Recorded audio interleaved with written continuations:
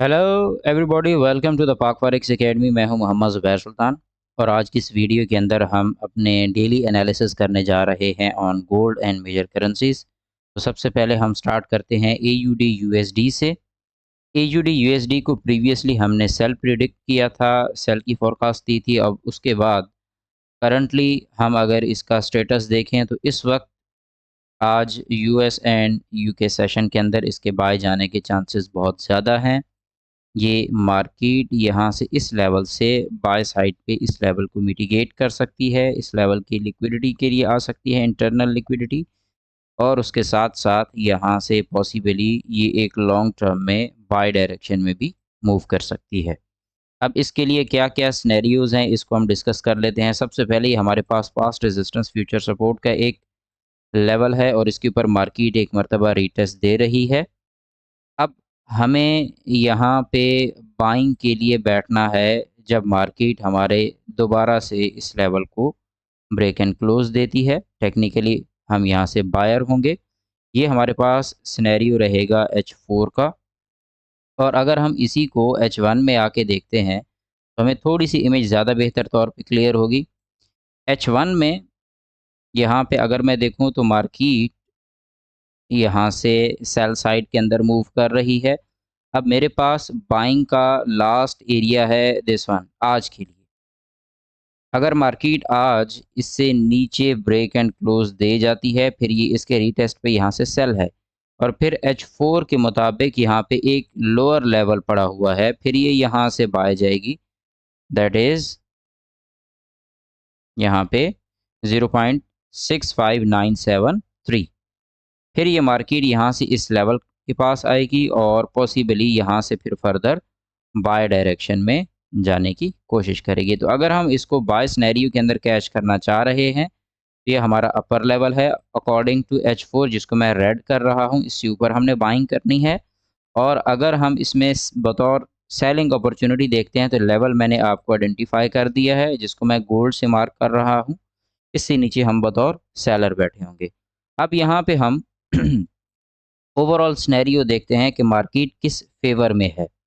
उसके लिए मैं यहाँ पे टूल्स में जाके यहाँ पे अप्लाई करने जा रहा हूँ wave chart index. Wave chart index की मदद से हम मार्केट में एफर्ट एंड रिजल्ट को प्रिडिक्ट कर एफर्ट एंड रिजल्ट को डिटेल में स्टडी करते हैं वेव बाय वेव। और ये हमें मार्केट में डेल्टा और एफर्ट और रिजल्ट की बेस पे मार्केट की वैल्यूज प्रोवाइड करता है। सो राइट नाउ अगर मैं देखूं तो यहाँ पे मार्केट एक न्यू लोअर लो लगा के 13.7 के डेल्टा के साथ मूव कर रही है। व्हाट डज इट मीन्स कि मार्केट में फिलवक्त सेल साइड के ऊपर मज़ीद फर्दर मूव करने की गुंजाइश है। तो हम यहाँ पे जो हमारा सेकंड सिनेरियो है कि इस लेवल का ब्रेकआउट करके रीटेस्ट करती है, हम फिलवक्त इसको यहाँ पे इम्पोर्टेंस देंगे अकॉर्डिंग टू करंट कैलकुलेशंस। और इन केस यहाँ से मार्केट रिवर्स होती है तो उसकी डायरेक्शन मैंने आप लोगों के साथ शेयर की है। अब हम इसी पे यहाँ पे अप्लाई करने जा रहे हैं सप्लाई एंड डिमांड को, क्यूमुलेटिव डेल्टा प्लस को। और इससे समझते हैं कि यहाँ पे मार्केट में सिनेरियो क्या है। अभी तक मार्केट में जो अमाउंट ऑफ सप्लाई आई है वो डिमांड से कम है। Have a look. ये आपके पास प्रीवियस H4 की डिमांड है जिसकी वैल्यू यहाँ पे है 3515 और इसकी करंट सप्लाई की है 2096 196। तो ये जो ग्रीन बॉक्स है, इससे जब तक यहाँ पे सप्लाई नहीं बढ़ती आप यहाँ पे सेलिंग को ना देखें। जैसे ही यहाँ पे सप्लाई इस प्रीवियस बाय साइड की डिमांड से बढ़ जाती है तो फिर उसके बाद आप यहाँ पे सेल सिनेरियो को देखना शुरू कर दें। अब इसी के ऊपर M15 में किस तरह से ट्रेड लेनी है उसका तरीकाकार मैंने आप लोगों को प्रीमियम सेशंस के अंदर डिलीवर किया हुआ है।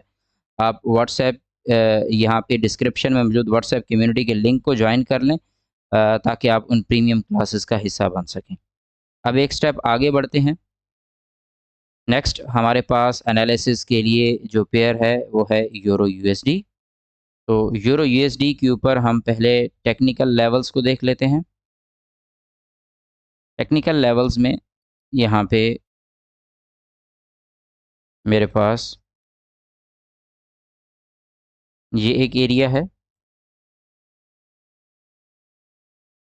इस एरिया से मार्केट यहाँ से वापस बाय डायरेक्शन में मूव कर सकती है और इसका फिर टारगेट होगा यहाँ से करीब ये जोन।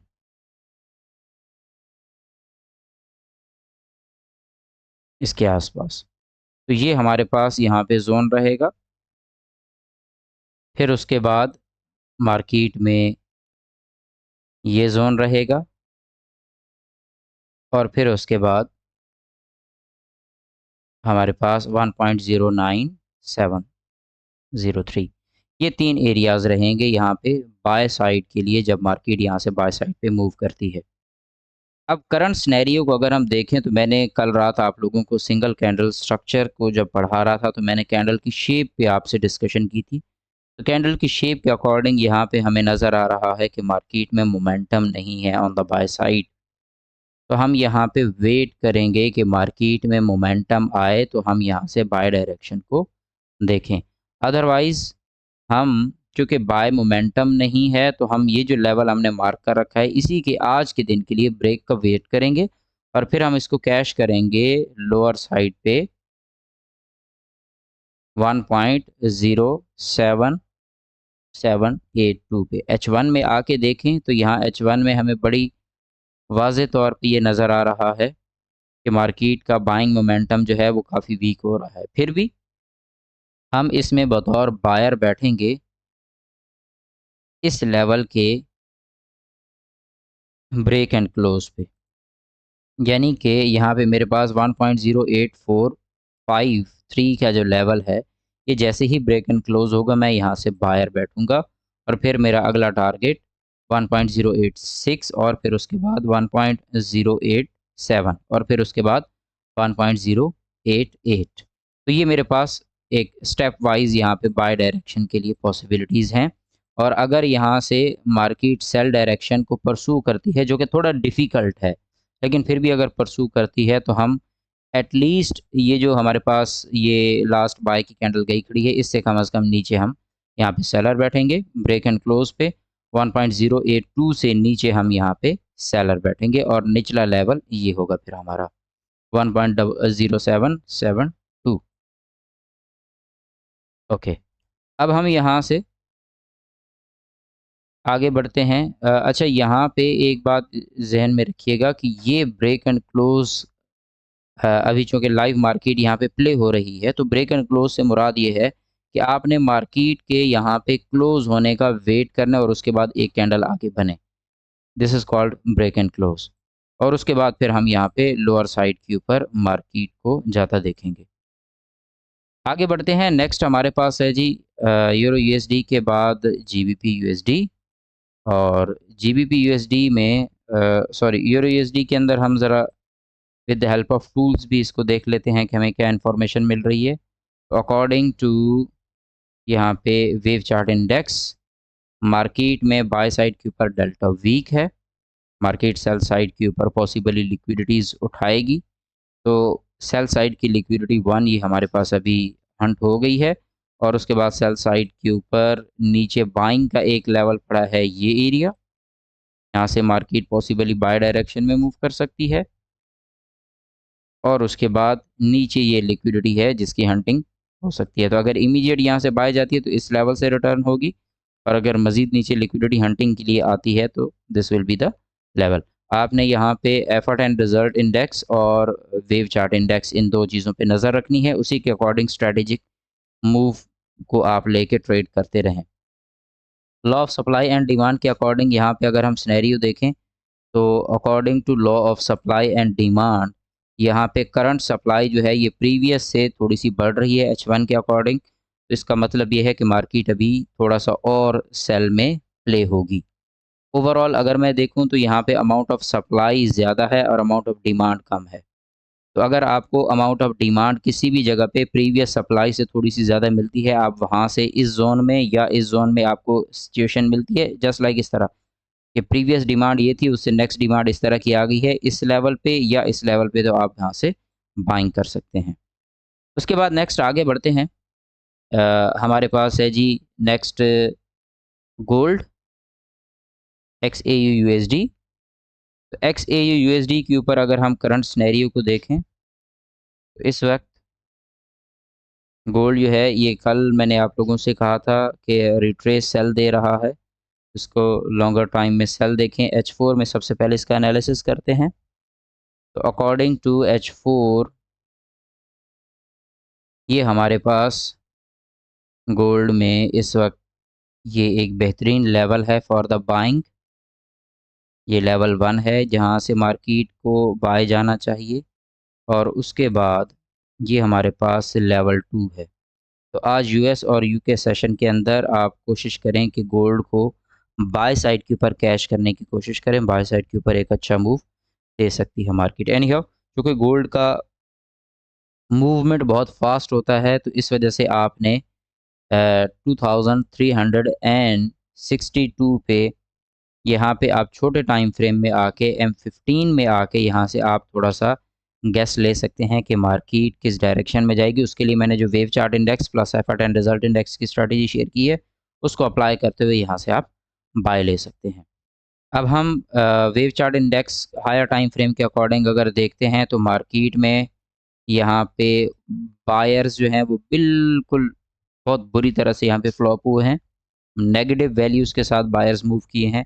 और अगर सेल साइड पे देखूँ तो डेल्टा डिक्रीज़ कर गया है। व्हाट डज़ इट मीन्स कि इसका मतलब ये है कि जो अभी हम प्रिडिक्ट कर रहे हैं कि यूएसयू के सेशन के अंदर मार्केट के बाय जाने के चांसेस है वो बहुत हद तक हमें फेवर कर रहा है। अब यहाँ पे क्यूमुलेटिव डेल्टा प्लस को अगर देखते हैं amount of supply and demand के अकॉर्डिंग देखते हैं तो मार्केट में यहाँ पे सप्लाई डिक्रीज़ कर गई है, जो कि नहीं होना चाहिए था। ये जो सप्लाई डिक्रीज़ आई है इसका मतलब ये है कि अब मार्केट किसी सर्टेन सेशन की ओपन होने का या किसी सर्टेन वैल्यू के आने का वेट कर रही है, जिसके बाद फिर मार्केट यहाँ से बाय डायरेक्शन को परसू करेगी। तो ओवरऑल गोल्ड को अभी आपने बाय डायरेक्शन में ही कैश करने की कोशिश करनी है, सेल में कैश ना करें। मज़ीद हम एक एनालिसिस और करते हैं बीटीसी पे। और बीटीसी को अगर हम यहाँ पे देखें तो बीटीसी अपने प्रीवियस स्ट्रक्चर के अकॉर्डिंग देखें तो स्ट्रक्चरली बीटीसी इस वक्त बाय डायरेक्शन को परसू कर रहा है। अब हमें इसमें जो हमारे टारगेट एरियाज़ हैं ये टारगेट एरिया 1 है और ये टारगेट एरिया 2 है। ये हमारे बाय डायरेक्शन के इमीडिएट टारगेट्स हैं। और अगर मैं सेल साइड की बात करूं तो पॉसिबली मार्केट यहाँ से आपको थोड़ा सा सेल दे के यहाँ से दोबारा बाय डायरेक्शन में मूव कर सकती है। बट ओवरऑल बीटीसी को भी आप यहाँ पे बाय डायरेक्शन में ही कैश करें तो ज़्यादा बेहतर है। यहाँ पे amount of supply and demand के अकॉर्डिंग अगर हम देखते हैं तो ये हमें यहाँ पे शो ये करा रहा है कि मार्केट कुछ देर के लिए कंसोलिडेट करने वाली है। यहाँ पे अमाउंट ऑफ सप्लाई और डिमांड का अगर कंपैरिजन किया जाए तो ओवरऑल यहाँ पे डिमांड का फैक्टर हमें थोड़ा सा स्ट्रॉन्ग नज़र आ रहा है और सप्लाई का फैक्टर इसी जोन में यहाँ पे वीक नज़र आ रहा है। तो हमें यहाँ पे बाय साइड के लिए ट्रेड्स के मिलने के चांसेस ज़्यादा हैं। एनी हाउ, अब यूएस यू के सेशन की आज जब ओपनिंग होगी तो उसके बाद फिर आपको मार्केट में बाइंग साइड के ऊपर एक अच्छा मोमेंटम मिल सकता है। अब हम इसी को ज़रा फंडामेंटली देखते हैं कि फ़ंडामेंटल्स किस तरह से इसको इफ़ेक्ट कर सकते हैं। तो फॉर दैट पर्पज़ हम चलते हैं फॉरेक्स फैक्ट्री पे। और आज के दिन में हमारे पास यूरो की न्यूज़ है, यूरो यूएसडी की। ये वो वजह है जिसकी वजह से आपको यूरो के अंदर मोमेंटम नहीं मिल रहा था, क्योंकि आज ये जो न्यूज़ हैं ये इसको काफ़ी ज़्यादा इम्पेक्ट करने वाली हैं। 12:30 बजे के करीब एक न्यूज़ है, फिर उसके बाद जीबीपी की न्यूज़ है तो ये आपको गोल्ड के अंदर भी इम्पैक्ट दिखाएंगी। उसके साथ यूएसडी की न्यूज़ है 5:30 बजे, ये भी आपको अच्छा मूव दिलाएगी। और उसके बाद अगेन यूएसडी की 6:45 पे न्यूज़ है। तो ये जो न्यूज़ हैं आज के दिन में मार्केट के अंदर आपको एक अच्छा बाइंग मोमेंटम मिल सकता है। तो एनालिसिस अपना जो है वो स्ट्रॉन्ग कीजिएगा। आपकी कोई सजेशन है, कोई राय है तो ज़रूर हमें आगाह कीजिएगा। अपना ख्याल रखिएगा। Take care. अल्लाह हाफ़िज़।